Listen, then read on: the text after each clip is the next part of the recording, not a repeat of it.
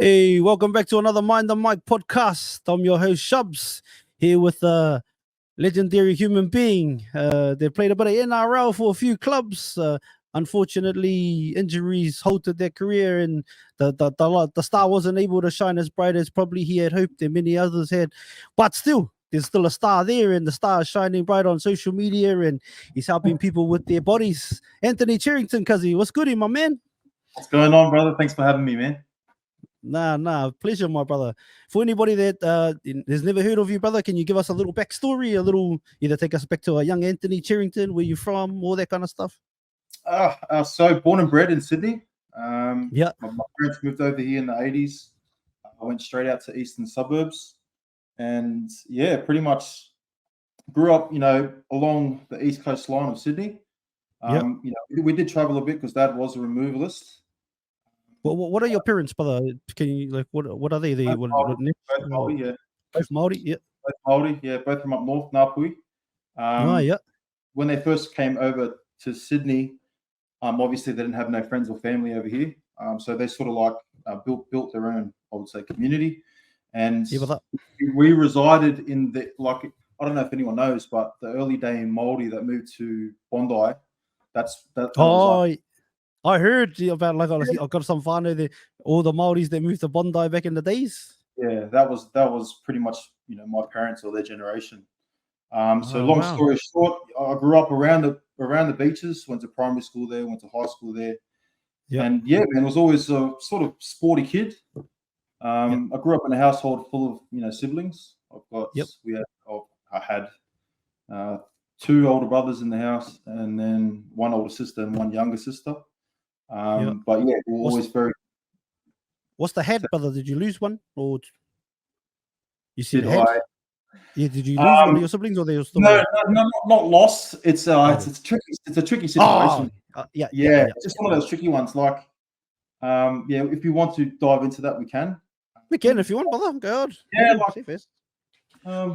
do I say this? My family is a very, I wouldn't say disjointed, but along those lines. There was, my parents, when they first came over from New Zealand and they moved to Sydney, they both had relationships back in New Zealand, and those relationships sort of ended. And so, I've got brothers.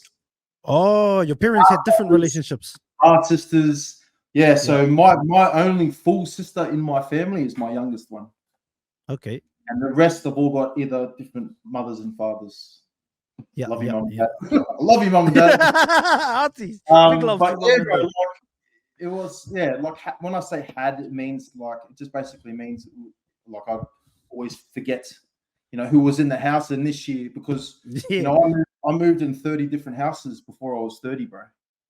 Man. Yeah. So almost every year or every second year, we lived in a different house.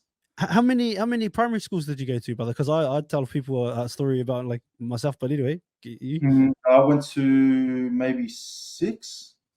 Yeah. 6. No, maybe one less. Sorry. How do you think that influenced you? Because you like the moving around. Because I did a lot of that too. I went to like fucking 17 primary schools, brother, when I was a kid.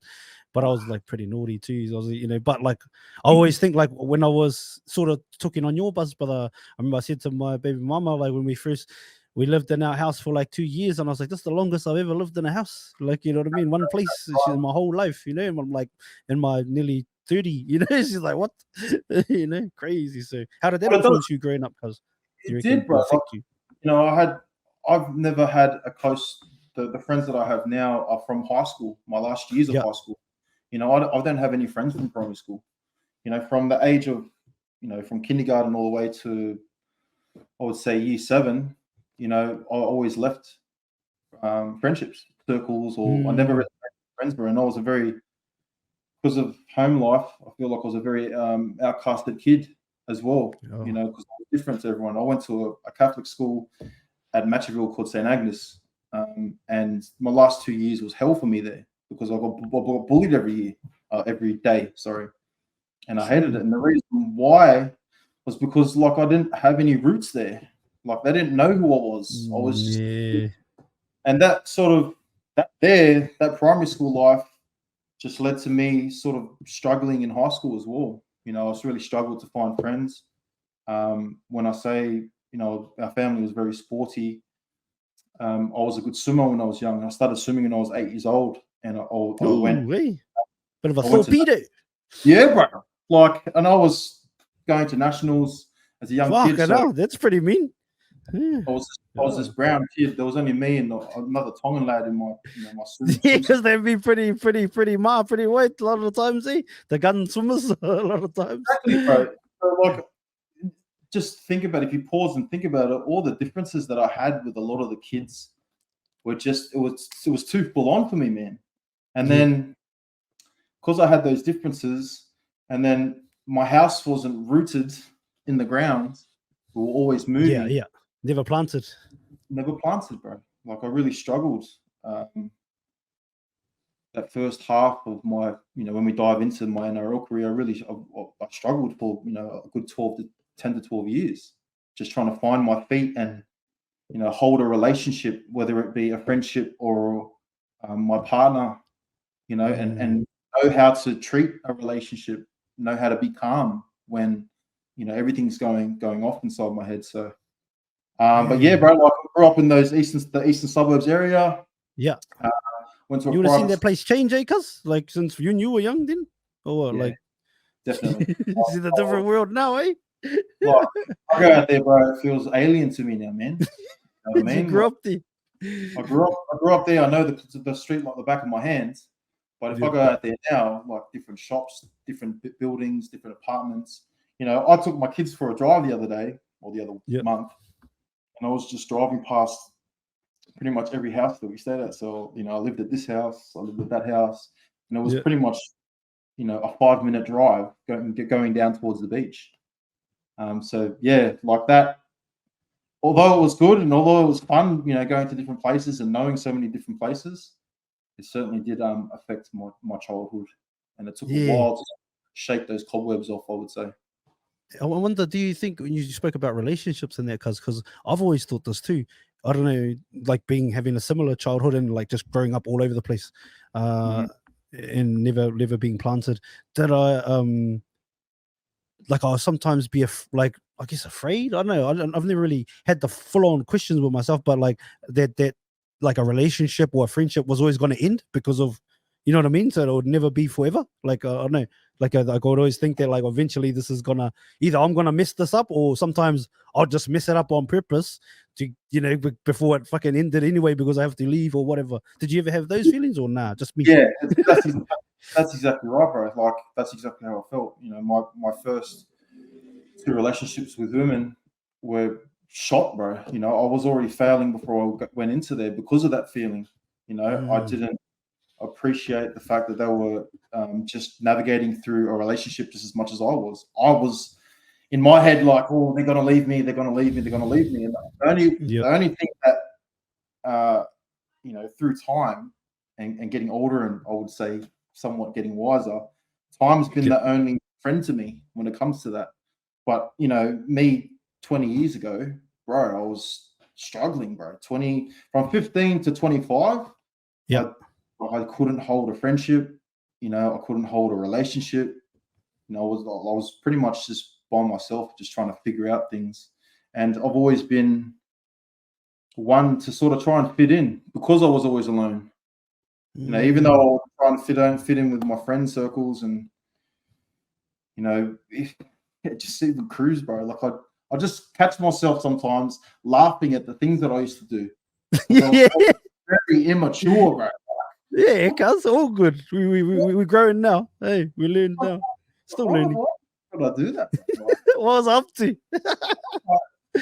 But if we push it forward, because I was like that, and as soon as I started playing NRL, it's like I had this complex in my head. It's like, fuck it, all those people that I used to bully me, all those people that I can't make friends with, I'm better than them now. I don't need my life. I'll still be by myself and go and do my own thing. Yeah. And that's why those first couple years of NRL, even the injuries, it all stemmed from things that I wasn't doing away, things at home that I hadn't dealt with yet, which is, I feel like is a very important point as well. So you talked about swimming you're obviously pretty good at swimming. Nationals, did you swim with anyone that ended up going on to higher honors in swimming, or Oh, well, against there were anyone? two guys. Yeah, there were two guys. There was Kenrick Monk. He made the Olympics. Oh yeah. He was sort of like the same age group as me. I wouldn't say I was competing with him at a high level, but we shared the same pool and we did a lot of swimming together. Oh, okay. So he was a bit ahead at that time. He was the echelon. It's like he was the NRL of swimming, and I was still in New South Wales. Oh, but that's still that's still all, give him a go, cuz. I'm still trying to catch him. I don't like, if for the guys who are watching this, if you actually Google Kenrick Monk and there's another guy named Phil or something, but those are the guys that got in trouble for being in Thailand with the guns. I don't know. Oh, true. Yeah, I remember hearing something about that on the same fellas. You got them in trouble. Yeah, that's it, bro. I shared the pool with those guys, and that I don't know, that discipline that I had in the pool just transferred over into football. Okay, so that made you a better footy player. They were swimming. Because I got to juggle too. Like during winter, it was. Hold on, let me see if I get this right. No, during summer it was swimming. During winter it was rugby and rugby league. Okay.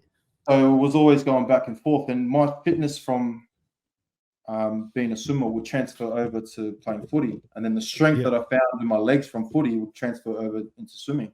Oh, let's go. I had that on repeat for 5 to 6 years of high school.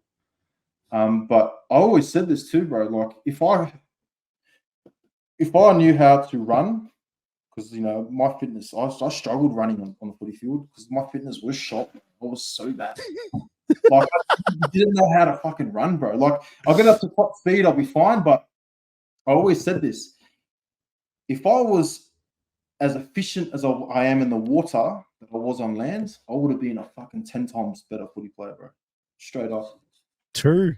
Yeah, because if you watch me in the water, bro, I glide. You watch me on land, fitness, bro, looks like a fucking baby elephant. You're the baby elephant. Like the swimming days, bro, they certainly did help the footy out. I would say that's just the ability to show up. I was always there. I never missed times, as in getting there on time. Even on sick days, I would always have that installed in my head. I used to swim at 4 or 5 in the morning. What's going into the park and jumping on the footy field and doing some, footy work. So that was installed in me into a young age. And sacrifices, I always made sacrifices from swimming. So when I got older, and even alcohol when it was introduced to me at 16, 17, had the first sort of drink, but I was always capable of being like, nah, I don't need it. Oh, it wasn't until I started hanging around footy players and drinking with footy players and the older ones true. that all changed. Because that's the thing too, because like when you're coming in, obviously we get to all of that stuff a bit soon, but all of that, a lot of people forget, like a lot of those older players that you would have been around in, they're all on the piss here. A lot of those old schools all got on the piss here, part of the culture. Yeah, exactly. It's very, and I was grateful enough to grow up in the era where those hard knocks were still there, bro. Like, when I think about the Roosters days, I had the pleasure of being around guys like Freddie and Craig Wing and Luke Ricketson, because I was coming through the grades then. And then when I played footy, it was Craig Fitzgibbon and, all those guys, they work hard and they party hard too, bro. Like that was that generation. But still the hardest workers after getting on the piss. The only thing was, like, I was never a hard worker when I got on the piss. I'd get on the piss. I'd be rattled for 2 days, bro. I'm like, you know what I mean? I could never back it up because That's your honest, cuz. I never had that in my arsenal, bro. Like, I didn't grow up drinking. That's true, that's different too, because those fellas, like you say, grew up on the like They've and been training and on playing the footy and they've been getting the piss on weekends. I never did that, bro. Every weekend Yeah. up till I was 16 or 17, I was doing swimming carnivals. You know, while all Far my mates out. are going out and having fun on the weekends, I was swimming. It was, yeah, so it was a bit different, bro. Do you regret that at all, cuz, or nah? Like, do you wish you had experienced a few parties, or nah? You good with it? I think it would have, you know, for anything in life, it's practice, bro. Like, it would have just given me practice to be able to, like, not make it a big deal. Because when I went out and like, my dad's a very disciplined man. Love you, Dad. Yeah. But when I never did shit when I was a kid. Like, I didn't go out to parties, and if I did, I had to sneak out. And because of that, get a dong. yeah, because I did that, bro. When I started making my own money, when I started partying, when I started playing footy and hanging around that crowd, I like just went hard. And I went so hard, I just ended up losing myself, really. Oh, solid. Yeah. When we talk about swimming in there, because you say you go from swimming in there, when do you make the decision like to go all in on football? All right, so this is the transition, bro. So there's a guy called Mark Boris. Mark Boris, yeah, Yellow Brick Road, the mental. Yes, yeah, beautiful. So his son used to swim with me at Marubra. And the transition was around this age. I went to nationals one year, and I was, you know, pretty high up there for 50 freestyle. I was doing pretty good times. I was like, I think I was hitting high 24s. Yeah, what's a good time? I got no clue, cuz. I wouldn't even know what the record is these days. But it was like I was moving, and you know, a lot of the guys in the pool, I was sort of like around that middle sort of range in terms of time. Yeah, but pretty good for let's go. We're going through the heats at the time. We're going through the heats, and I don't know what happened to me, bro. I just crumbled under pressure. I was on the blocks. I used to start, so split your feet. The gun went off. I was first off the blocks, so my dive time, but I just couldn't swim, bro. I couldn't pull the water to me, and I ended up finishing last in my whole heat. And it rattled me. I was rattled. I was so rattled. But I remember talking to Dad after that, and Mark Boris was floating around in the background because him and my dad used to talk a lot, you know, just about footy, because we played footy together, me and his son, and swam together as well. We played in the same team as me. And that was when I started like thinking, fuck swimming, brush this swimming stuff.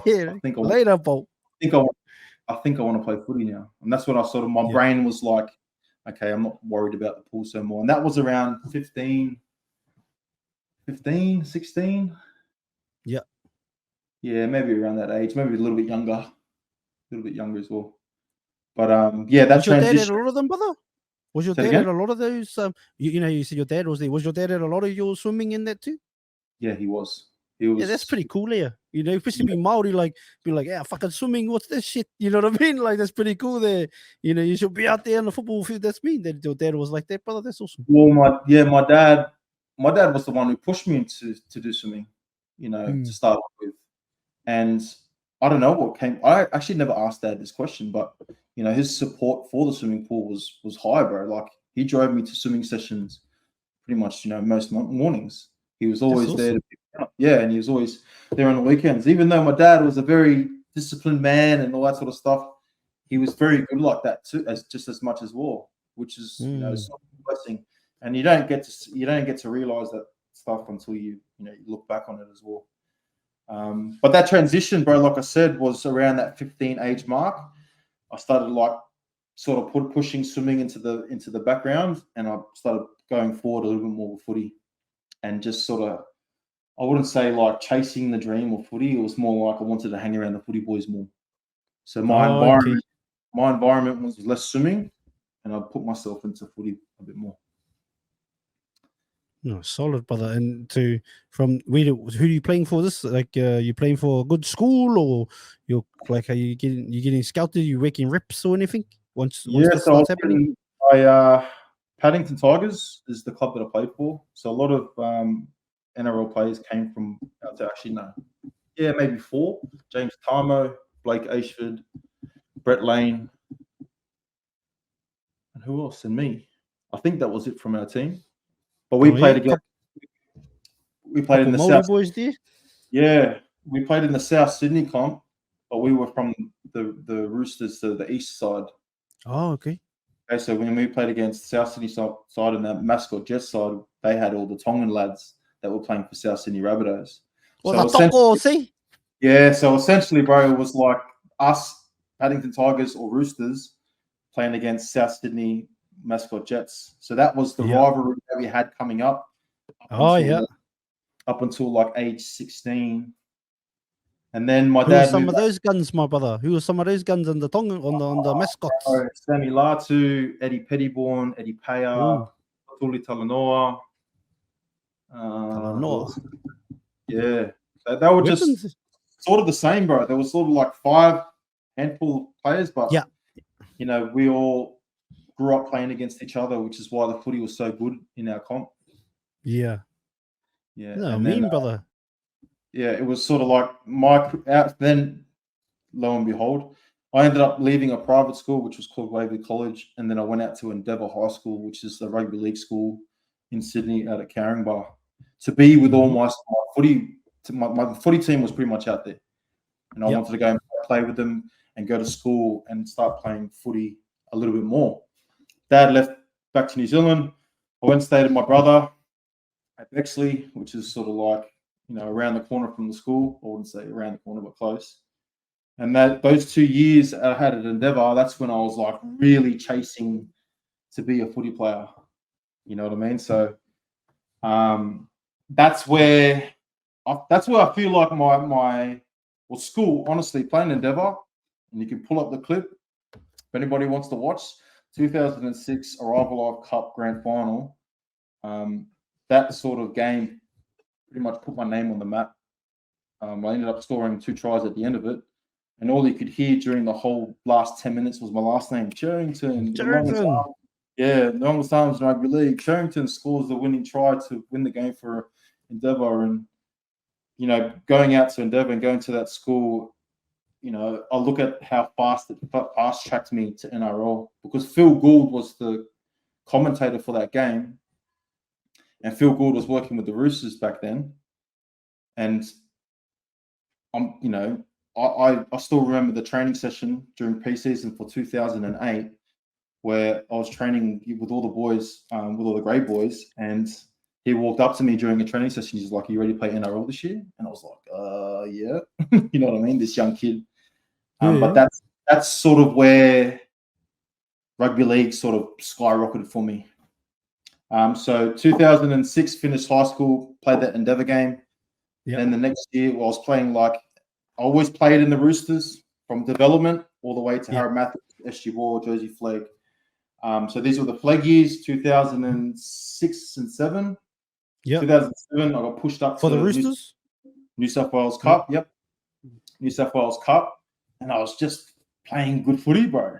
This young kid just scoring. Like, I remember, how'd you fellas go that year? I can't remember, bro. I debuted Cup. I think I'm maybe halfway through the year.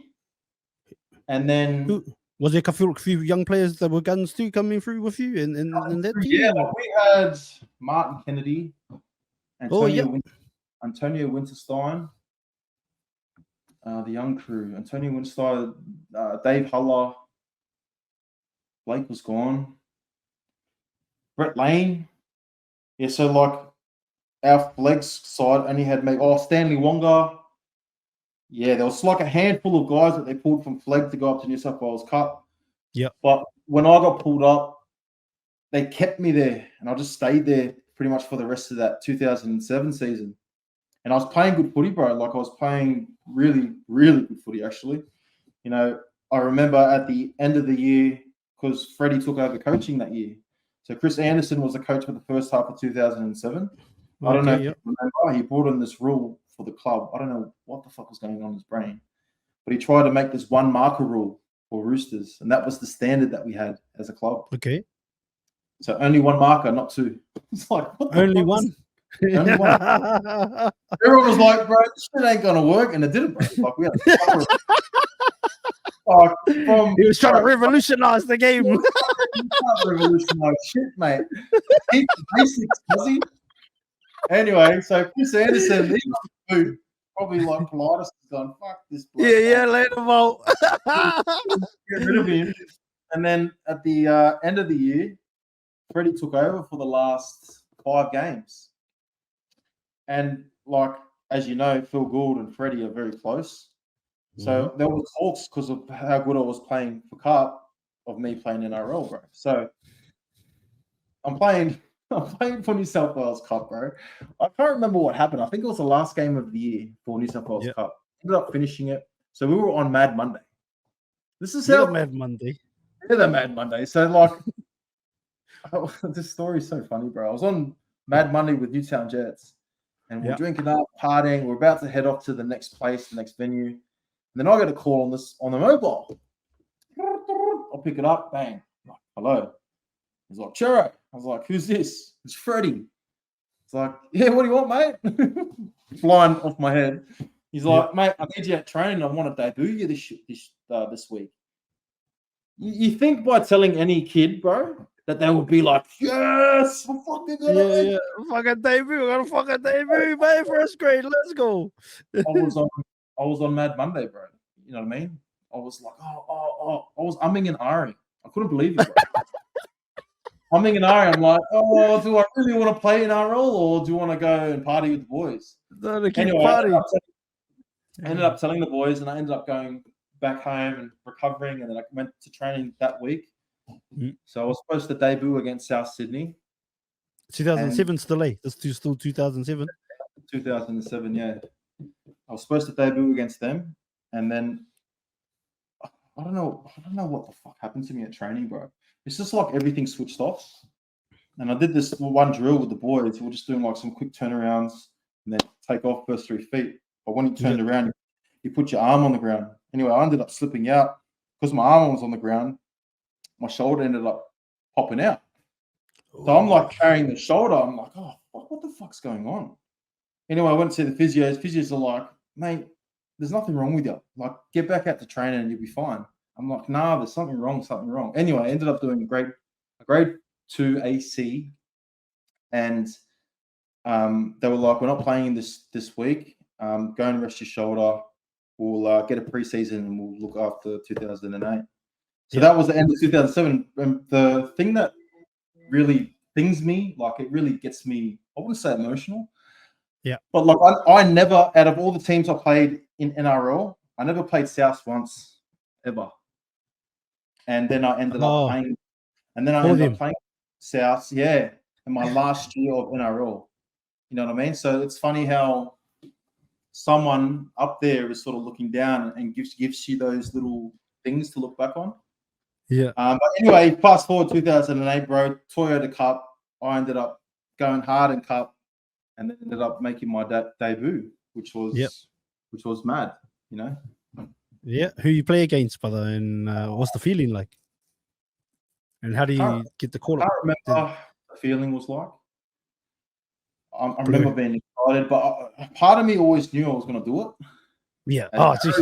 Got it like that. Yeah. No, brother, you got to believe it, cuz you got to believe it before you get there. You got to believe in your head, you're the man. So I was like, I'm always going to do this. You know, I've sacrificed all these things. And so that money you put in, cuz, too. Yeah, when Freddie told me I was playing, I was like, yeah, sweet. It was very normal for me. My man, I like this one, cuzzy. That's a cool one. Fucking, I can't attach any emotional thing to it. I'm like, yeah, sweet, all good, let's go. Yeah, I've been waiting for this call, cuzzy's finally. Yeah, about time. I'm ready to rock. I like that, brother. That's on. Parramatta Eels out at Parramatta Stadium. Oh, the old Parramatta Stadium too. Yeah. Ended up playing 60 minutes. Ended up playing really well, bro. Like, kept the basics right. Almost scored over Brett Finch, who was playing halfback for Parramatta. But yeah, he was a very strong a strong defender, so that didn't happen. But yeah, I just did the basics right, bro. Ran hard, tackled hard, and just did my job.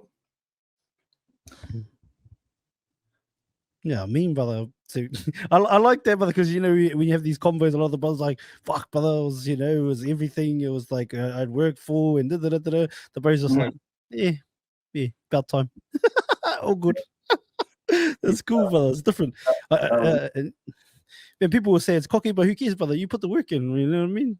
Yeah, You deserved it. Fuck that knife. Let's go. exactly right.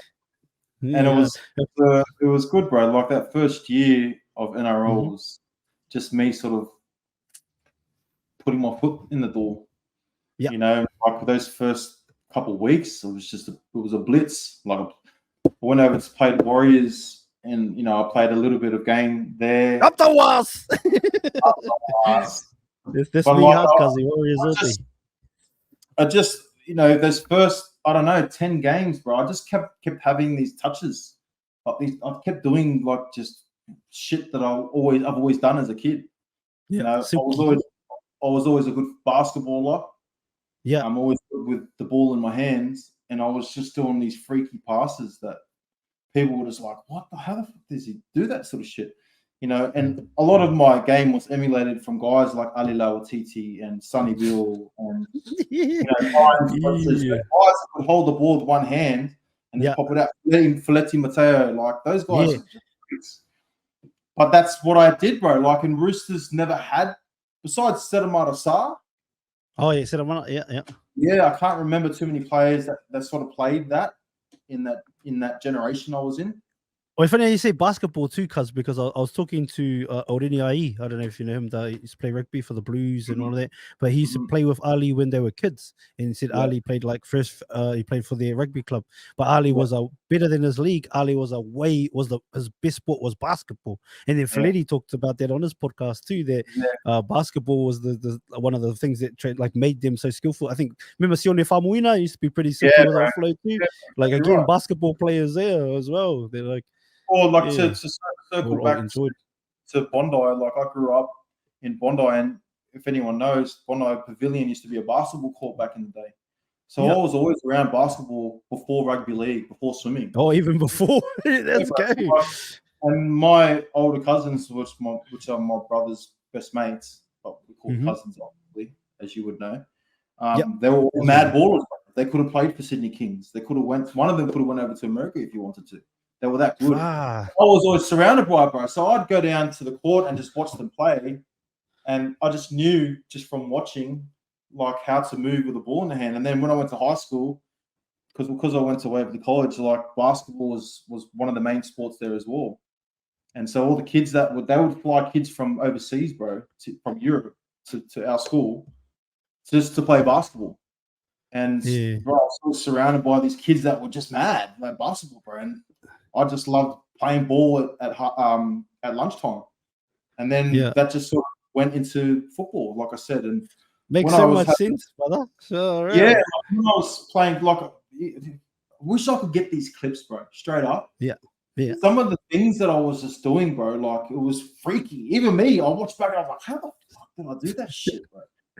Like, and just magical touches, bro. Switches of the hands, like real quick in mid-air, like catch with left, pull to right, go under someone's arm and just pop it out, and it'd be a clean catch. Exactly, bro. But it was quick and it was like very instinctive. And that instinct sort of just rolled through for the first. I think I played in 11 games that year, I think. And like the first 5 or 6 games, that was just all instinct, like shit that I did when I was a kid. I remember watching too, because like as a young buck, watching you do your thing and thinking, fuck this, like Ali or like Sonny Bill, Sione Famuina, like just like the out of nowheres and shit. There, I was like, fucking hell, this was mean. Exactly. I had no fear in my head. Like I said to you, bro, like that arrogance that I call it. It was confidence, bro. It was me being confident in my ability because I knew I was meant to be there. And then when I would just do these things like offloads and that, I had no fear in my head. It was like, this is what I do. You know what I mean? So, but the thing was, every time that I did it, when I was, first playing in NRL, it was landing. Like there were hardly any drop balls. There weren't any like fumbles and shit like that. Like things that get you hooked off the game. You know what I mean? Like, what the fuck is he doing? Get him off the game. But my shit was just landing, bro, and it was just all magic. It was like boom, boom, boom. And I was looking back at it, and I'm like, fuck, that was a pretty good play, eh? 100. So, yeah, bro, that first year was awesome, you know, and we made it all the way to the finals, and then at the end of the semi-final to make Up the walls. yeah, we played the Warriors, bro. And that's when fucking got knocked the fuck out. Fucking no fair. Oh, Rubes, brother Rubes, off bro. the back fence. Yeah, and like were you at that game, cuz? Were you playing in that game?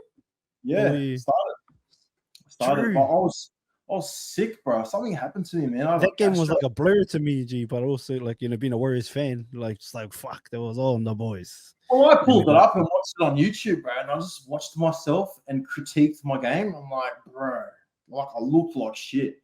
But I have to slow down and give myself, you know, once again, not being so critical about myself. I was sick, bro. I was vomiting before the game. I had like gastro. Like Uppy did on the weekend. True. Except Uppy has, you know, the to go. Bro, I went the other way. I was just bugging. Oh, yeah. Uppy's a freak too, in his own right. Yeah. So that was that first year, bro, and that was one of the best years of footy for me. At the end of the year, I ended up playing. Is it Newtown's year? Newtown Jets? I think it was. So we made the grand final for Newtown. And I played in that game semi-final. No, the grand final. And we won, and we lost to Wentworthville in the grand final. In the last... No, we had overtime, bro. The overtime went for like... Who was in the Wentworth team? Was there some guns in there too? Iwi Hauraki. Iwi, yeah. Hauraki, yeah. That's all I can remember. Scope. Only because I knew those guys myself, but they were stacked too, bro. They were stacked too. Yeah. They were stacked. Fucking not the losing like that, ratchet. It was, and then just another preseason, and then another year of footy, 2009. I was battling a navicular. It's just like a bone in your big toe, the one that connects the ankle to the toe. Yeah. So I was out for the first half of the year, and then I played at the back end of the year, and then I did my first ever sort of knee, but it was just a hyperextension. And that was the last NRL game I played, and it was once again against the Warriors. Up the walls. Wow, around too. So what? And that, but then from then, what? Just because of injuries is really what stopped you, eh? Because like Yeah. So 2009 or 2010 preseason, I should say, had one of the best preseasons of my life. I was very fortunate enough to be coached by Brian Smith. His son Rowan Smith and Trent Robinson were involved. Rowan was one of the best, I would say, in terms of footy IQ I'd ever played for. When it comes to footy IQ, as in, you know, a different job a second row can play, because I was always the second row that could run a good line, that could offload the ball, but I didn't know how to play before the line ever. Oh, true. I never had the ball in two hands and I could, pass. I never did that, bro. It was always told me, always like Apple. Yeah. You punch through and then and Rowan sort of switched that around for me. I got to do things with the ball and like practicing these skills that I've never done before. You know, even stuff like kicking, like we would practice how to kick, put grubbers through. I'm like, but if you watch the year for 2010, guys like Brad Takarangi, also Aiden Guerra, all the back rowers that played that year, they were putting kicks through. Like they would get the ball on the fifth tackle just to see what was going on with the defensive line, and then if they were up, they'd put it straight through on the ground, and then the edge would obviously chase through. So, and then I had Trent Robinson, and he was hammering me about defense, which was good. I needed it, bro. Like I needed someone to coach me on how to. Well, has he always been a defense machine? Old Yeah, Tim Robinson. always, bro. He was such a good coach, bro. Like, It as would seem so. staunch Robbo was, I understand him a lot more now, being a coach myself. The things that he was saying, the things that he was pulling me up for and saying to me as a kid, I took as offense. I was just like, fuck Robbo. Like, I honestly hated Robbo for so many years. But he was right, bro, about me. And that's the reason why I have so much respect for him now. You know what I mean? So, yeah, 2010 happened, the last trial for pre-season or before the season started. I ended up just doing an out ball. Playing against Parramatta at Gosford. My foot slipped out. My knee collapsed, turned in, bang, first ACL. Yeah, so it was hard, bro. Like the first one, I didn't know what I was in for. Yeah. Like in my head, I was like, oh, I don't even know what ACL is. Like I didn't even know I had these things in my knee. Yeah. What's that? Yeah, I'm just a machine, cuz. Yeah, so I was just in my first, like, I think, relationship. I was in a relationship with my first partner. So I had all this time off. Is that a lady, cuz, or just in case you never know these days? Oh, yeah, lady. Yeah, lady. No judgment either way. By the way, anybody out there that likes the brothers, go hard. She's the mother of my two eldest children. Oh yeah, that's so. How many you got? Kids? 5 altogether. Either 5. My oldest 2 live up in Queensland with their mother. Yeah, too much. Shout out to the babies, my brother. I got 3. Yeah, thank you, bro. Too much. So yeah, that first year of injury, 2010, it was just recovery. I was just learning how to train around ACLs. I sort of didn't know what to expect. I didn't know 6 months was a long time. 1 year of football was a long time. So I was on the sidelines. But I would How's say, your contract situation at the time? Because are you still signed for another year or 2? Or I can't remember what year it was. I think it was 2008 or 9. I signed a pretty good one, and it was for a couple of years. Oh, okay. So you got some years in the bank when this first one happens. As soon as I debuted, bro, the contract talks were just up in the air, and they were like, "Let's sign this kid up for longer, as long as we can." Yeah. Yeah, because when I first debuted, I think I was still on like a real minimum wage sort of contract. And then when I debuted and got the bonuses that you get, bro, I was getting so much money. I was like, that's good. Especially a young buck here. Never had cash before like that, eh? Yeah, so like, what did you buy, cuz, when you got a bit of what were you up to? What was some splashes you did, or just get on the piss? What were you spending your cash for? It was more just trick out my room because we had a deal with Samsung and Harvey Norman. I ended up just like seeing the girls, the accountants, the girls, and they had like the number for the guy at Samsung that we'd just call and we'd let them know what we wanted. This is how weird it is. It's been like coming out of footy now. Yeah, you get like 40% off any product. You know what I mean? 40%. Like, yeah, bro, and it's like Samsung, which is like top notch. Yeah, top notch. Bro, I just stacked out my room. I got a new bed. I got a new TV. I got the best surround sound. I got a PlayStation. I got all the shit you get as a kid. You know what I mean? So that's all the shit you didn't really get. Yeah, I splashed all that money on that. But like I said, bro, I was sorted for footy. I was contracted for a couple of years. Yeah.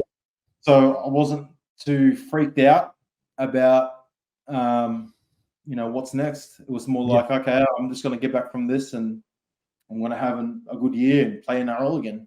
And that's what my head was. And then lo and behold, 2011, the same thing happened, bro. Exactly the same. Last game of preseason, so last trial, last 5 minutes of the game, exactly like the first time I did it. And this time I was stepping from the other leg. It was just a left foot jab. Yep. Hit the ground, just heard it go bang. But this one felt it, bro. Like it was so sore. Oh, you didn't really feel the first one? Yeah, I felt it, but it was more like I just didn't know what it was. So when this one happens, like, and that second one broke me, bro. I was far out, my cuzzy. Yeah, that took me into the depths. Yeah, that's when the conversations with self start happening, and you're like, man, what am I doing? How do you for anyone that's never done an ACL, cuz what kind of treatment should you can you take us through the process, or is it too No, it's fine. So the first one is just getting, I think it's important to get around people that have been there where you are. Yeah. You know what I mean? So I know it's hard for a lot of those guys not playing in professional football. A lot of these guys in NRL these days have so many communities or so many people to reach out to if they need help. But the first part is just this. You know what I mean? It takes staring up into the ceiling and really trying to, what's the word I would say? Trying to like not fight the demons is the first trick. And there's a lot of guys that lose that battle. And that second time that I did it, I lost that battle. I was just haywire, bro. But the first thing is first, get this sorted. Make sure you're sticking with your process. If you're old enough to drink, stay off the piss. It just lengthens out your recovery. Like that's the biggest thing. And then, you've got to take it by weeks, depending on what surgery that you get. I was very fortunate enough to finish off with patella grafts, but they're sore. I had to be on crutches for a pretty long time. But yeah, it's just a matter of getting your swelling done, getting bending and straightening the knee as soon as you can, and then just building on strength week in, week out. That's what I do for a job right now, bro. Yeah, that's what you're doing, helping people. Well, at least you got that experience, cuzzy. It's like I follow this, come out of university and then trying to teach people how to get out of the streets and there. You rather listen to someone that's been through it. So you've had what? How many did you do? I've done three. Cuz So the end of that year, 2011. So when I did that second knee, the end of that year, I ended up doing my third knee. And that's when I was just doing some running patterns in SFS. They put me out into the stadium just to make me, I don't know, I was just losing my mind, bro, and I just needed to be out in the paddock as fast as I could. And I was doing some patterns, catching the ball, and then I just did like a little step, and then I felt it go again, and I was like, and I said to Rowie, I was like, Rowie, there's something wrong with my knee, man. Ended up going and getting a scan. They said, you've partially torn your ACL. That graft was the hammy graft. I said to them, fuck it, let's just go and get surgery done again. And we did. And that was the third and last knee that I ever did, bro. True. Yeah, so that was 2011 at the end. And then that's bang, bang, bang, cuz like back to back years there, like of ACLs, brother. 1, 2, 3. I spent 3 years, pretty much 3 years off the paddock, or 2.5 years off the paddock. That's crazy, brother. Fucking, yeah. And the years after that, it's hard to shake. It's hard to shake that, bro. It's hard to shake I spent 3 years off. You've got to spend fucking 3 years building yourself back up again. How's the mind at this stage, cuzzy, after the third one? How's the like I was only there for the money then. Paying the bills. I was just like, man, what am I even doing? I've been on the sideline for 3 years. This sucks. There's my relationship with the kid's mother was in turmoil as well. That didn't help. And like I didn't know how to conduct myself as a human. As a professional, I was already out of there, but as a human, bro, I was fucked. Like honestly, I didn't know how to sacrifice things that I thought I was just masking it all behind prescription drugs, behind alcohol, and behind partying and women and all that sort of stuff. And it was sad, bro. It was. I look back on. Did you have some good parties though? Cuz like surely you have some fucking good parties. Hey? Yeah, we had some good parties. Yeah, that's good. I was never good at partying, bro. Like I said. Like, that's right. Yeah. 2 days rattled off there. Yeah, bro. I'm not like that dude that goes on like benders and that. It's more like I go hard and binge drink, and I can drink heaps, and then I'm just either wasted drunk or I'm just like I'm out of here. I'm going. Oh what I yeah. mean? Or we skate for the door because you one of those just slip off. Just Yeah. hit for the door on the low key. Just See you hit later, a ball. guys. So You those say goodbye, brother. I don't say goodbye to you, I just gap. half, half and half. It's like half goodbye. It's like uh, that last year of so that's 2012, bro. So 2012, I'm still with Roosters, but I'm playing Newtown Jets. Yep. 2013, I'm pre-season with them. Sonny ended up signing Luke O'Donnell. They ended up signing him, and they got rid of heaps of the guys that were in the team. So me, Tommy Simons, and Brad Takarangi, we got pushed on. And Fuck, but they held on to you for a while because when you think about it too, like for as a club, I know you're contracted in that, but like fuck, some would probably try, fucking buy your second one. Like, I was very fortunate, I mean? bro. Like my last year would have been 2000. I think it was 2011. Yeah. I had a really, really good contract, bro. So like back in those days, it was a good contract. It was very fucking high. What they ended up doing is just chopping it down the middle and then breaking that contract up into 2 years. So solid. I was fortunate, bro, and it was still a good wage even after that. Yeah. And when I left in 2013, like I went out to Penrith because Phil Gould was out there again. So Gouldy got me to Roosters. Now Gouldy pulled me out to Penrith just to see what's going on. And I don't think Ivan Cleary liked me very much. Oh, true. To start off with, he was just trusting in Phil Gould to get me at the club. And I still remember the first trial that I had for Penrith. I just played shit. It was shit. Oh, gee. Yeah, and so they just pushed me down to New South Wales Cup. And I don't know, bro. Like I just wasn't ready for NRL then. But Cup I was going really well. I'd say I was playing pretty good footy, bro. Like I was up there in terms of, I made New South Wales residents that year. But I ended up doing my thumb. And what is that? Is that pretty mean? Because for people that don't understand, what's a New South Wales residence? The residence is basically, if you play in the New South Wales Cup team or in the New South Wales Cup, if you're obviously living in New South Wales. So, this could be for guys that are born and bred in Queensland, but they're playing in New South Wales. So it's basically you live in New South Wales, play for a New South Wales team, so you can get picked aside. The same goes. You play against Queensland residents, is it? Yeah. Oh, so I made that New South Wales resident side, but I ended up doing my thumb. So I was playing good footy, bro. But I just did your thumb? My thumb, bro. Oh, this one. Wow, right, because the injuries are wretched, brother. Yeah, so I couldn't even catch a ball. My thumb was in a brace the whole time. And I had 2 good years out there for New South Wales Cup. Both years we ended up making the grand final. One year I lost against Cronulla. Bro, I played in like 6 New South Wales Cup grand finals, bro. What a weapon! That's pretty mean, cuz. That's pretty mean. It's mad, bro.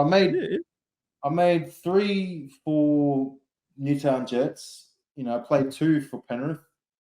Yeah. And then we made 1 up in Queensland as well. Redcliffe, eh? Were you Redcliffe or where were you there? Yeah, Redcliffe as well. So New South Wales Cup for Penrith, 2 years out there, and then that last year, I was just like, man, fuck footy. I was like, I think I'm done, eh? And I ended up getting in contact with a guy called Luke Capewell. We call him Rocky. He was heading up to Queensland, and he was playing for Redcliffe Dolphins. Yeah. And my ex took the kids up to Sunshine Coast. Oh, that's right. I wanted to follow them, bro. I was like, you know what? I'll leave the nest, I'll leave the coop, and I'll head up to Queensland. And that decision there, bro, was the life-changing moment. Definitely. Okay. It was the best 2 years of my life, eh? I love Redcliffe, bro. Like, are you a Dolphins fan now, Kazoa? I'm a Dolphin fan, bro. Like, I am so. I love the club. I love the people there. I love that place, bro. On my cuz. I was so happy that they obviously got the NRL team in, and I'm so happy that I got to spend those years there, bro. That re-triggered, remade me again. So, those 2 years, first year I had a blinder of a season, second year I was on and off for the season, but I was just playing the best footy, bro. And Yeah. I hadn't played that footy in ages. I was light on my feet. I was conditioned again, doing really well. Got to the end of the season, and then my partner, she was watching one game, and she knows nothing about footy. When she Yep. walked up to me, she's like, "You're too good for this shit." And I was like, "Yeah, you reckon?" And she's like, "Yeah, you're too good for this shit." And I was like, Too easy, "Yeah, baby. I'm too good for this shit." But I hadn't heard that. That's it. Okay, knife. I hadn't heard that in a while, bro. And Yeah, it yeah, was yeah. nice. Because like that young confident kid that was like, you're making your debut. Yeah, sweetest. Like, that fella has gone through all these injuries and all this ups and all this turmoil, and it makes sense because you didn't have that confidence in yourself anymore. Yeah. Exactly, bro. I just needed that. I needed that punch, bro, because it took me on to the next stage of life. And so at the end of Q Cup 2016, Redcliffe wanted to obviously sign me again. I was close to staying, but I was like, you know what? I'm going to go down to Queensland. I'll go down to New South Wales. I'm going to have another whack at it. Yeah, go play another NRL game. I was just like, what should I do? What should I do? Anyway, I ended up talking to someone. They're like, bro, make one of those highlights reels. I was like, fuck, I don't even know how to do that, bro. I was just like, go get the text from the club, go home, just spend some time, just clip out, your offloads, some tries that you score, just some hits. You make one of those Sean Johnson CVs, cuzzy. I ended up putting one together, and then I watched it back, bro. Yeah. And I was like, fuck. I'm fucking pretty good, man. I'm the man there. Let's get it, cuz. I'm pretty good, man. Yeah. That's all I needed, bro. I uploaded it, bro. This is how funny I was. I'm like, you know what? Upload to YouTube. I'm gonna make it again. I'm gonna be an NRL player. Yeah. But I ended up coming down to Sydney, and I applied for a job at Qantas. So I knew. Oh yeah. What, you gonna be a pilot? A baggage handler. So hey, mahi's cuz. Mahi's brother. Yeah. So I think I got baggage handler. Anyway, I was going to do the job interview, and I ended up getting a call from Madge, Michael Maguire. He's like, mate, I've seen your clips on YouTube. I'd love to get you into the club and see what you're doing. I heard you just moved down to Sydney. Yeah. And I was, yeah, sweet. So I left the interview, ended up going to Redfern Oval. Yeah. Met Madge. He said, "Where is he intense? Cuz he, like they say, like, was he fucking?" Yeah, I was scared, bro. I was like, I don't know about this, but I came to realize that he's just like any other old school hard knock man. Let us love a comeback story, bro. Yeah, and he fed that in me, and like, true. He was chucking that in you too, in your head about like, you got this, brother. Yeah, he's just like, mate, I really love your footy. You played up in Queensland. I know your story. I want give you the opportunity. And like, I just went hard that preseason, bro. That's the first season that I can remember that I actually applied myself. Yeah. So I ended up doing that preseason. Like, I was broken, bro. Like, my knees were shot. I couldn't. Yeah. Oh yeah. What's like, was recoveries like hard as like, was it pretty wretched at the time, like after games and shit? Like, I was used to, when I was in Redcliffe, because it was Q Cup, like, I would pull back on training. Like, I would be like, oh no, I'm not going to push myself too much here, or I won't do too much here. I would play down. I'd be like, I played NRL. No one else here's played NRL. I'm just going to go and do what I want. Just like playing down the sessions and that, even though I'd still train hard. Mm-hmm. But when I went back to NRL, I was like, I have to do every session. I can't miss one. I have to apply myself to every session. And I put myself through the ringer, bro. Like, that was the hardest shit I ever put myself through. Like, you can ask my partner. She remembers nights I couldn't walk up the stairs after training. Like, literally, bro, I look up the stairs. I was like, I can't do it. Like, I can't get up there. And then I'll go to sleep, and in the middle of the night, bro, it just felt like someone was just jackhammering my knees. And I just wake up and just go, I start crying. I was just like, why the fuck am I doing this? Why am I doing this? But Yeah. there were these sweet moments. You know, I would be so hard in training, and my partner, she would go and pick up my kids and surprise me with my kids. But there were always moments that just kept me Is there. this a new partner at this time, brother? Or Yeah, new one. yeah, Her yeah. name's Tian, and we'd met. Hey, shout out to Mumsy. Shout out to Mumsy. Yes. Yeah, she I met her through one of my best friends from school. Hey, tell us the story, cuz. How did you meet? So yeah, bro, like she used to come and visit my best friend Charlie's Mrs. Haley. Oh, okay. Yeah. And they used to come to the games and, you know, obviously watch us play for Redcliffe. Yeah. And like my kids, I used to go and pick them up, drive them all the way back to my games, and then leave them with Haley, who'd have her own kid then, which was Corbin, and she'd look after them for me. So I would go and play, and then she'd be on the sidelines with my kids, just looking after them for me. And I'd come back after and get the kids and then go and do dad things. Yeah. Anyway, there was a couple of times where Tian ended up coming up and hanging out with the kids. So the kids sort of like knew Tian before then I knew Tian. And then I was just like, oh, she's a pretty good looking chick. I'm like, you know what? I'll reach out to her. So yeah, that was the story. What is she, cuz? Is she Aussie or Filipino Australian? Hey, mahal ko ya, mahal kita. That's not one more, cuz that was the story with her. But lo and behold, when I came back down to New South Wales and I started like just training to be an NRL player again, she was the one that was helping me through that time. You know, and I'll always be fucking grateful for that too, bro. Because at a time when like I just needed just that backup, I just needed someone to push me and be like, keep going. She was that person for me. And like I told her that, like I owe NRL to her. Because she was the one that told me, fuck you, you're too good for this shit. Like go down. Because what did you want? Because did you just want to prove to yourself that you can play at the top level again, like that through everything? Is that what it was for you? Honestly, I just wanted that. That's all I wanted. I was like, I'm fucking good enough to play this comp. Like, I can do it again. And you got to think about it, bro. The last time I played was 2009. So that's right, because you're in the teams, but you kept getting injured and couldn't get back on the field again. That's right. 2009 to 2017. That's 8 years. I actually don't know anyone. What a comeback story, cuz, to be, free Rooney. 100%. 100%, brother. 100%. And then 100%. Write that book, cuz. And when you do that book tour, sign the Mind the Mic podcast up for another session, my cuz. That's us. Yeah, that's it. 100%. I'll ask the questions those journalists they want to ask.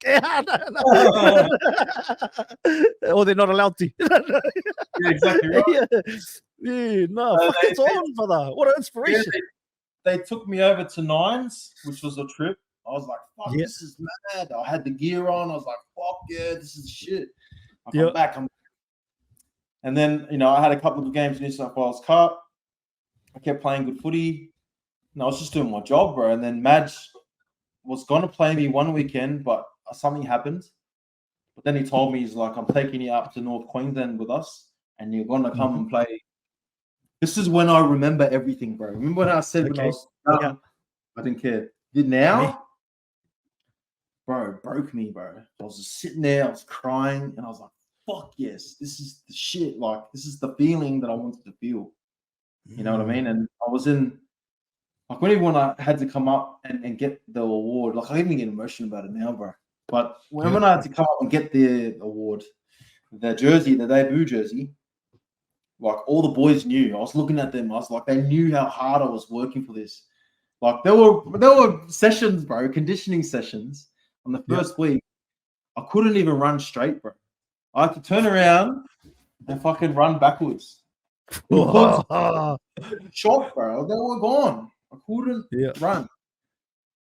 And the boys knew that. And they saw how fast, like, from 6 weeks, bro, I went from not being able to run backwards to keeping up with everyone and being like in there constantly. I would what did you do to be able to do that? Cause I gave up everything. Oh, true. That's literally it. I was always a heavy smoker, bro. I smoked since I was. What do you mean? Ciggies or you smoke the buds? I've never been a weed man, but cigarettes, bro. Oh, yeah, I smoked from a young age. True. And So you go try a couple offloads and then go have a lunga. pretty much, Mark O'Mealy was in my team, so Mark was a fucking ogre, was a massive smoker. So he whack out a pack of 40s, bro. And back then they were like $40. So I was always a smoker, but I gave up the smokes, I gave up the drink. I deleted my Instagram. Yep. I deleted everything, bro. I stopped talking to everyone. I just isolated myself, focused solely on NRL. So focused. Yeah. And bro, I can't, now that I know that, I can't forget that, bro. I apply this now. I know in the back of my head I'm sort of applying myself to my own life, which is why I'm like, okay, there's more to be had here. I can pull some more out of me.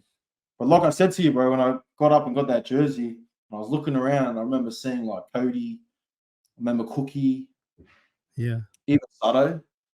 They were all just fucking oath, bro. And I was like, fuck yes, I want this so bad. I'm so happy. And when we went out to play Cowboys, bro, I had this thing in my head. I'm just go balls out for the whole time that I'm on there. Who cares if I look fit? Who cares if I fucking make a mistake? Just give it money. Let's go. Anyway, the first half was happening. I'm on the sideline. I'm shaking, bro. I'm like, fuck, get me out. Come on, Madge. Come on. Yeah. Go off half time. Madge walks up to me, puts his hand on my shoulder. He's just like, Farrah's coming off, Robbie. You're going to start second half. And I was like, fuck, start off the kickoff. Yeah. Anyway, I'm walking on the field. I'm going to the right side because I know they've been kicking it right all day. Yeah. And Zane's like, Uncle, you stay left. You stay Zane Musgrove. I was like, sweet. I'll take second hit up. Yeah. And he got the ball, ran up, and all I could think in my head, bro, is just fucking run straight at someone and just try and fucking run over them. Anyway, my first run, bro, I remember I was just boosh. I can't remember. I feel boosy. I ended up fucking someone up, bro. And I was like, yo. He won down. Rum-pa-pa-pum. Man down. The next run was I was buggered too. Cohen Hess, I think his name is. Ended up sending. There was in the first fucking 5 minutes of me being on the field, bro, I was sending people off the game. I was like, fuck yeah, I've got it. That game, bro, I went hard.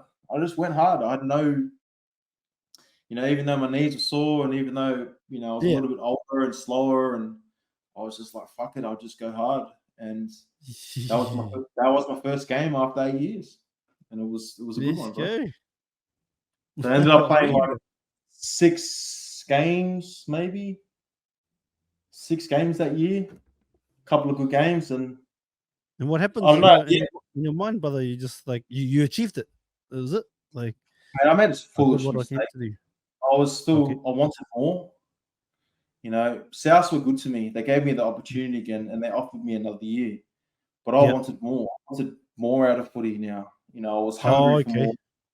And I spoke to Sticky or Blake Austin down at Canberra Raiders. I said, fuck Osto, because I played Osto at Penrith, and me and him had a really, really good connection, and I enjoyed playing with him as a player, and I enjoyed him as a dude as well. I was like, Osto, I've seen him out on camera. I was like, Osto, get me down to Canberra, bro. Yeah. Sticky knows me. Sticky knows me from back in before school days. Just tell him I'm keen. Anyway. Oh, he actually had the Roosters and all that, eh?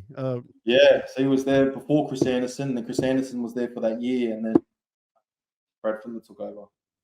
That's right. Yeah, Canberra. I don't know what happened, bro. I ended up just making a foolish decision. Mm-hmm. I was trying to chase this contract in Canberra. I should have just stayed with South, bro. And I ended up, Shane ended up pulling off the contract off the table, and I was stuck in no man's land again, trying to chase up something else. So at the end of that year, I could have went to a couple of clubs, but I just called it. I was like, nah, fuck it. I'll just do the next thing now. And I ended up finishing that year, and I got my first ever job, which was True. doing maintenance, It bro. was. Yeah. Maintenance, like pretty much like whippersnipping and rubbish Yep. picking up and doing all that sort of Yep. shit out at Port Botany, which is in Sydney ports. And yeah, that's when I started figuring out what I want to do in life. What's that like, brother? Coming from the highs of the NRL, having these contracts. Obviously, you got one split in half, and they carried you through. And like you said, not really having to work, and then going into the everyday, the rat race, I guess. Cause what's that like? Yeah, I don't know. It was hard. Like, it was hard. I'd say that the hardest thing about it was having so much more time on my hands. You know, how do I? That doesn't sound right. Even though I had a lot of time on my hands during footy, you know, my mind was always busy. The difference between footy and working, you know, a real job, Yeah.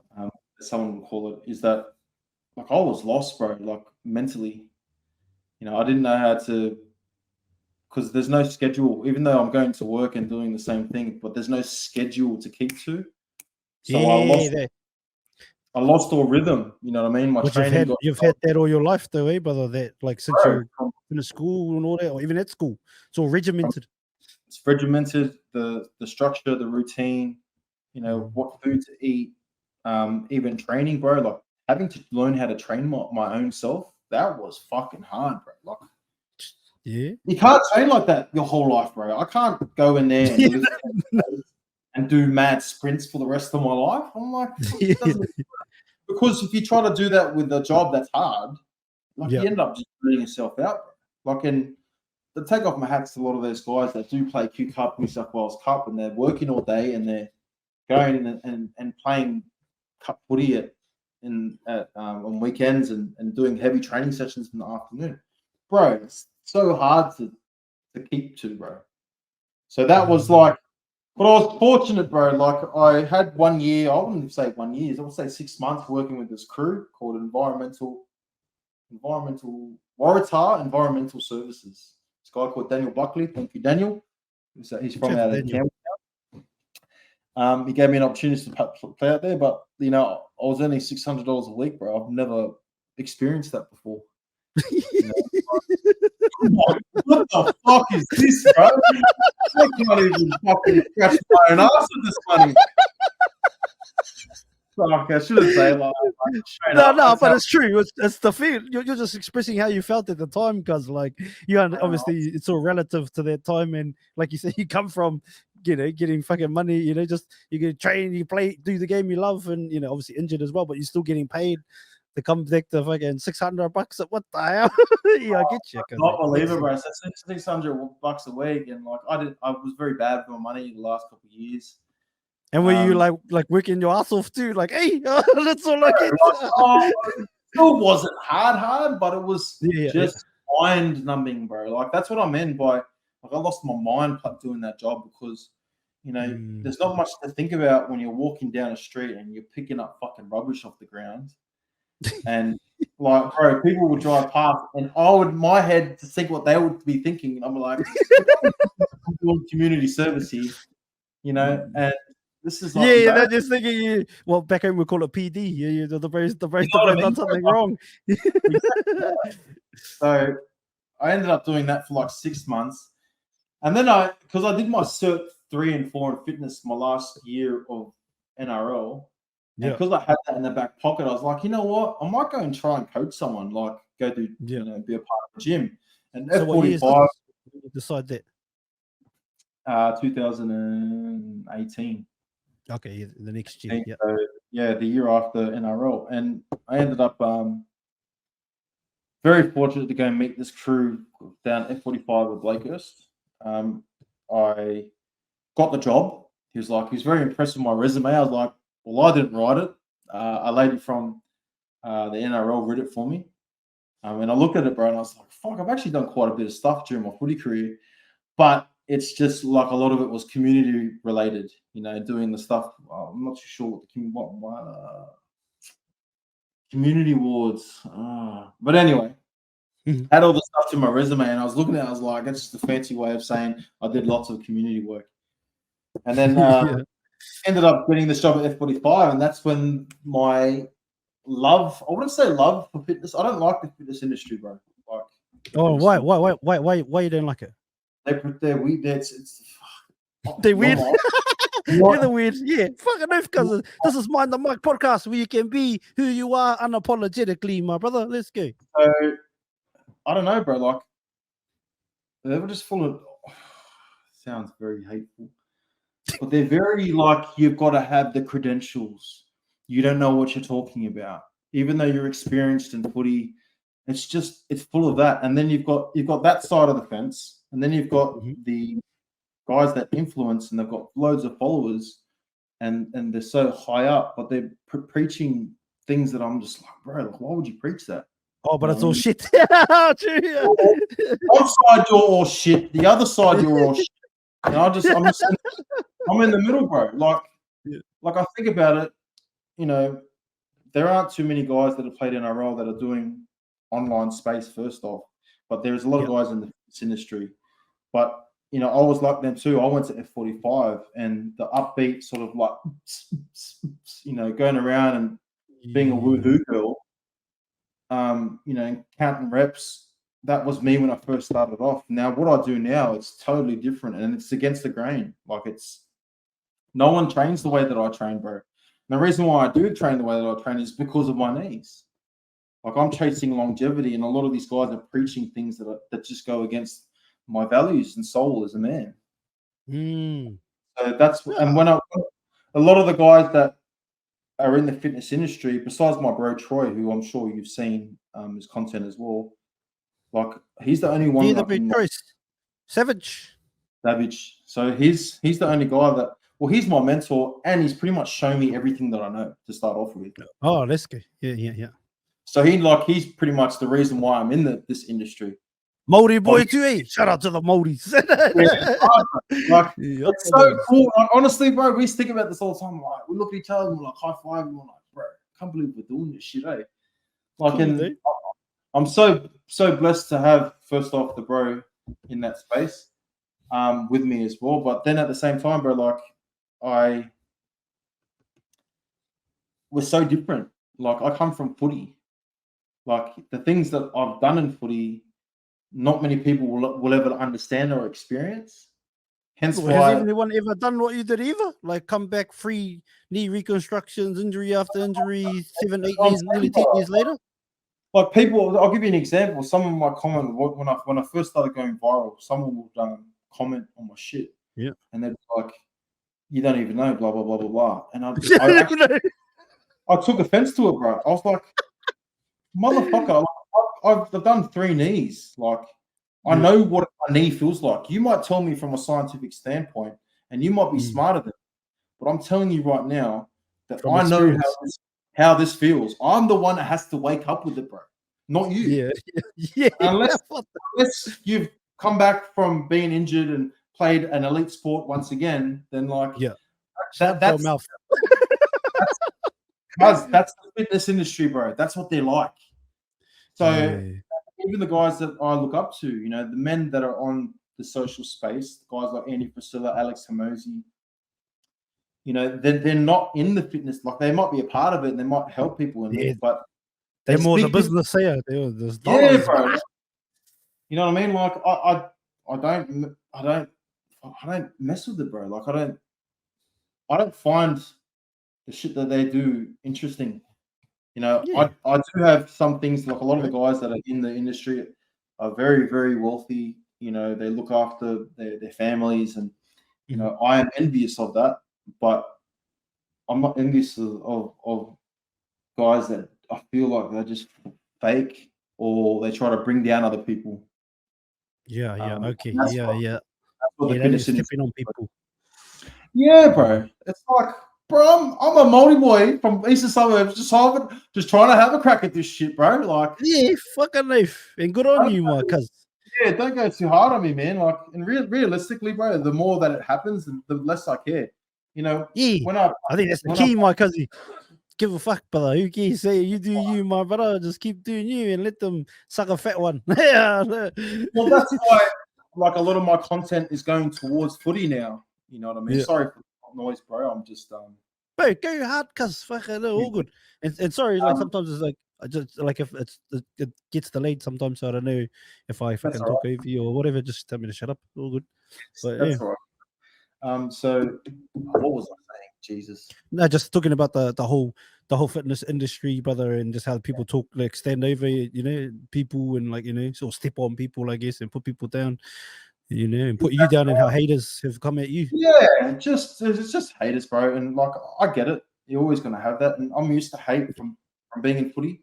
You know what I Yeah, mean? of Like course. you sort of get thick skin from it. But I don't know. I'm at a stage now where I'm trying to separate myself from it. I'm like trying to make a new bracket of, who am I? Even Yeah, though I might not be specialized in needs, I've got plenty of experience in it, and I can help people get from yeah. A to. Even though I might not be high up in business yet, I still know a bit about business and how to run it Mm. online. So that's a So bit what do you different. think about that knees over toes fella? Are you alright? What are you down with that fella or nah? Yeah, like he revolutionized training for me. Yeah, yeah, Right? yeah. Okay, yeah. His stuff is on, bro. And Oh, nah. like when I first started doing his stuff, that was the answer for me. Until a point. It got to a point where I was like, I'm still doing this stuff. I probably haven't hit the standards that I should be hitting at, Yeah, but like I can there's still something more. feel it. And then yeah, I ended up, that's when I started doing this thing, bro. Like I got in contact with Troy and I was like, bro, I need something. Like, can you show me something else? And I ended up jumping into these. It's called FRC system. It's called functional range conditioning. Yeah. I ended up going online and just learning a lot from these guys. And that's when, bro, honestly, when I got my last surgery, when I Mm-hmm. started doing stuff, I was sitting on that couch just over there. Yeah. And it's the first time in my head that I was like, bro, I don't feel any knee pain. And I hadn't felt True. that, bro. I hadn't felt that. Oh, Hadn't felt that for 11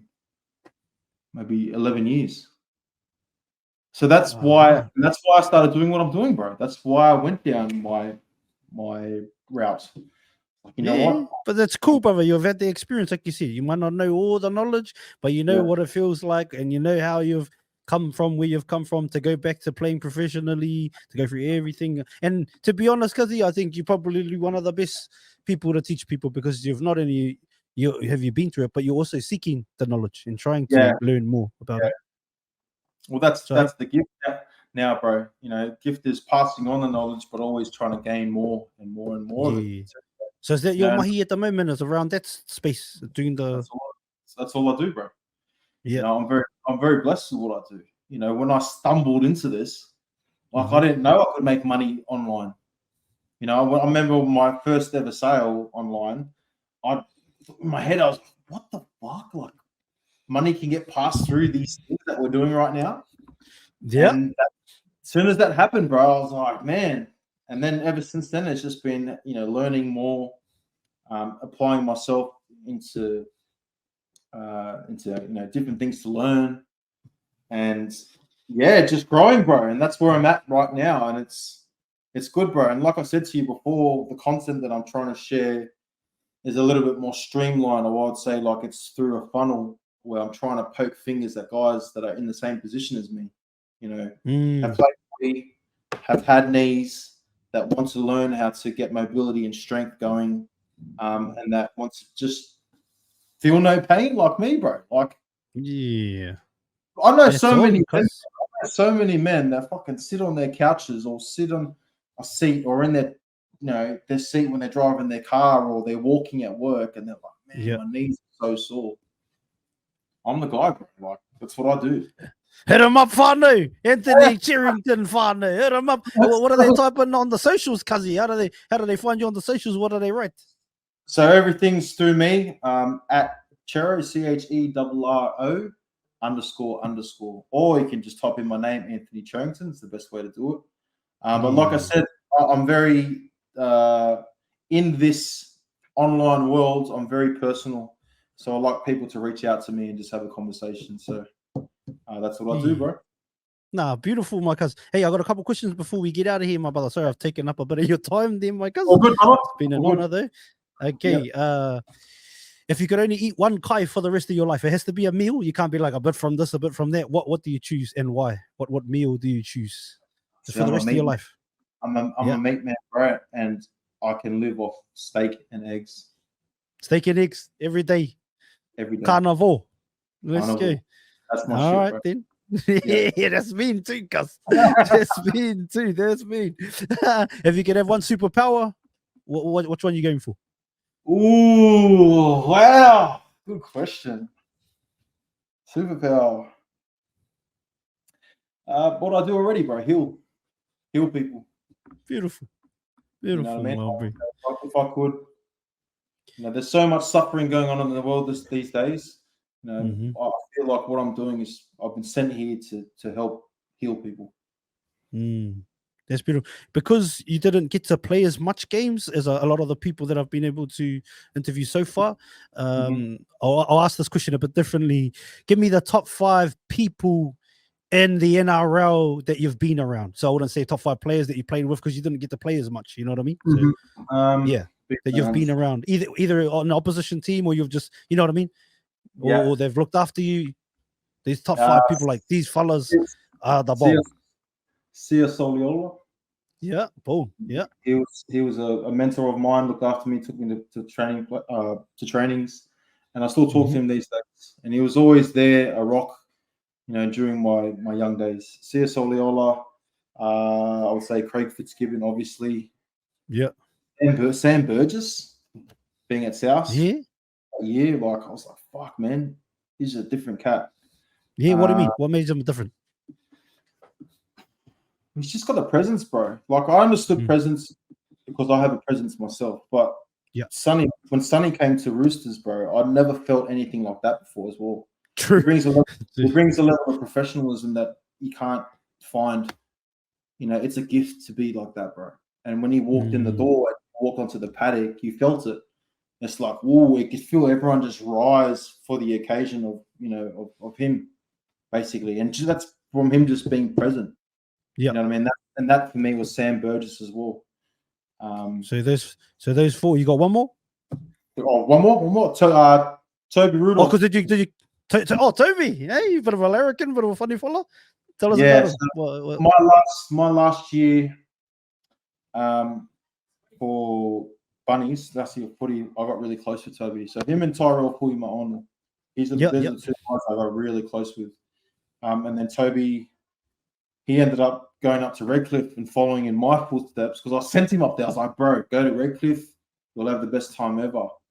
And we've always stayed in contact, man. Like that last year, he got me a cake for my birthday. I hadn't had a cake as a kid for a long time. And he just moved me, bro. I've always had time. What a guy. What a guy. A lot of people would say he's a larrikin, but like he's got a heart there, follow you. Big heart. Yeah, big heart. But those are mine, bro. That's cool. I like that, brother. That's cool. If there's an envelope on the table in front of you and it has your time and date of death, do you open it or do you not? And if you do open it, why? Or if you don't, why? Nah, it's in our creator's hands, bro. I'm pretty easy. When that day comes, it comes. Yeah. Until then, just keep running the ball, baby. That's it, brother. Let's go, my cuz. Okay, fast forward. Give me 10 years, Anthony Cherrington. 10 years from now. 10 years from now? Yeah. What are you doing the same thing that I'm doing, bro. Hopefully traveling a lot more with what I'm doing right now. But yeah, I've always got this vision in my head of me sitting down on a seat and I've got all my kids and my family around me and I'm just in the center. That would make my life, bro.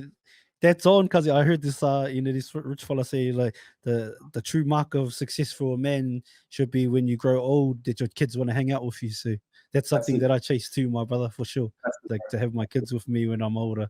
Like you don't want to be the dad like, oh fuck, I don't want to go see that old cunt. You grumpy bastard. Yeah, no, beautiful, man.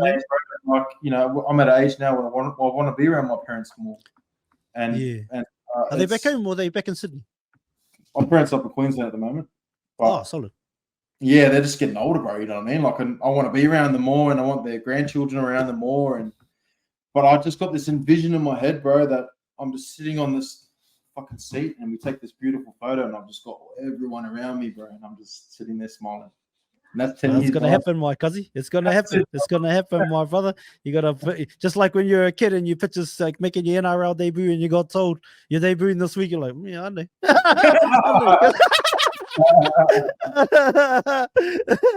All right, last one, my brother. Last one. If there's a young, just a human brother. It doesn't have to be a footy player. It could be swimming. Could be anything. But they have the ability in some sort of space to chase their dream. What would you say to them? Patience, man. Patience. Take your time. I feel like in this day and age, everyone's in a rush to achieve what they want. But good things take time to grow. And you have to let it grow, and you have to let it fester, and you have to let it build. Otherwise, as we all know, the foundations aren't strong. You try to build up, man, it's just going to fall over. But just be patient with it. It'll come. It'll come. Oh, beautiful, my brother. Hey, my brother, time is the most valuable commodity we have as human beings, Kazi. So thank you for sharing your time with us. An hour and a half of your time too, my brother. I'm pretty stoked with that. And I hope you enjoyed yourself, my cousin. And hopefully I didn't take too much of your time. But big love to you, all your whānau. And I look forward to seeing that photo. Hopefully, that photo happens one day, or that image, and you say, we can come back on our podcast in 10 years and say, cuz, I just had that thing. It was mean. But let's do this more often, and when I get to Sydney, my cousin, maybe we'll catch up for kai or something. 100%, bro. You just let me know. Thanks, brother. Thank you so much for watching this full episode of Mind the Mic. It takes a lot of time, energy, and effort to create these episodes. So to know that you've watched and listened to the entire thing means the world to myself and all our hosts. If you could, before you leave, please hit the subscribe button and share this episode out to as many people as possible. It would help us so much. Thank you again to everybody that's still here, still watching. Thank you for all your comments, all your shares, all the DMs. Appreciate you all. Make sure you follow us on every platform. Have an awesome morning. Have an awesome night, depending on where you are in the world. Mind the mic out. Oi, have you hit the link in bio yet? Watch full episodes on YouTube or listen on Spotify, Apple Podcasts, and all streaming platforms.